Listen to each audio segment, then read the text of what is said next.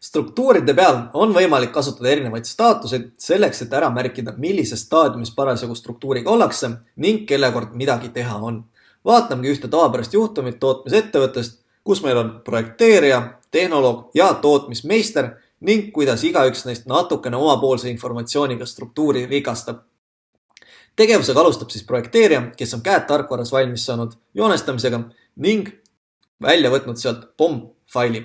Sealt POM-failist toob tema esiili üle siis artiklid, millest antud toode koosneb ning samamoodi materjali kogused, palju midagi vaja on. See info on tema poolt sisestatud, siis märgib tema ära struktuuri staatuseks test.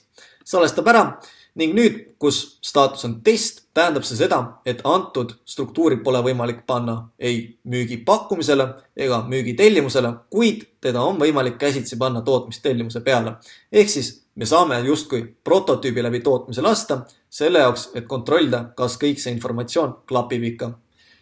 Kui nüüd projekteerija on need tegevused ära teinud, läheb ta oma tegevustega edasi ning tuleb tehnoloog. Tema võtab struktuuride nimekirja lahti ja otsib siit staatusega test struktuure ja vaatab, ongi üks ilusti olemas. Võtab selle struktuuris lahti ja siin tema ülesanne on märkida ära marsruut, mis on vajalik antud toote valmiseks. Tema lisab siis siia operatsioonid, näiteks gaasilõikus, paneb sellele normaja külge ning samamoodi oleks vaja siin pakkimine, paneb ka sellele normaja 360 sekundit. Ja sellega on siis tema töö justkui tehtud, märgib tema ära, et operatsioonid kontrollitud.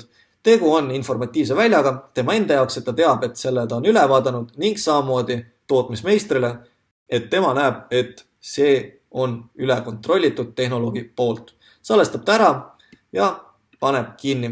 Tuleb tootmismeister, otsib tema staatusega test ja vaatab operatsioonid kontrollitud. Järelikult on minu kord. Võtab ta siis struktuuri jällegi lahti ja tema siis vaatab siin materjali kogused näiteks üle, ütleme, et ei ole 0,5, võtame igaüks varuga 0,6. Siia näiteks määrab üldse, et meil hetkel on mahud kõrged, ostame sisse antud struktuuri, vaatab operatsioone, märgib siin näiteks, et mitte 360, paneme siia ka varuga 370, ehk siis vaatab tema need numbrid ja muud tingimused siit üle ja määrab staatuseks ära aktiivne. Nüüd, kui struktuuri staatus on aktiivne, on võimalik seda struktuuri panna ka müügi pakkumise peale ja müügi tellimuse peale. Staatuseid on võimalik juurde luua ka rohkem vastavalt juba teie enda soovidele.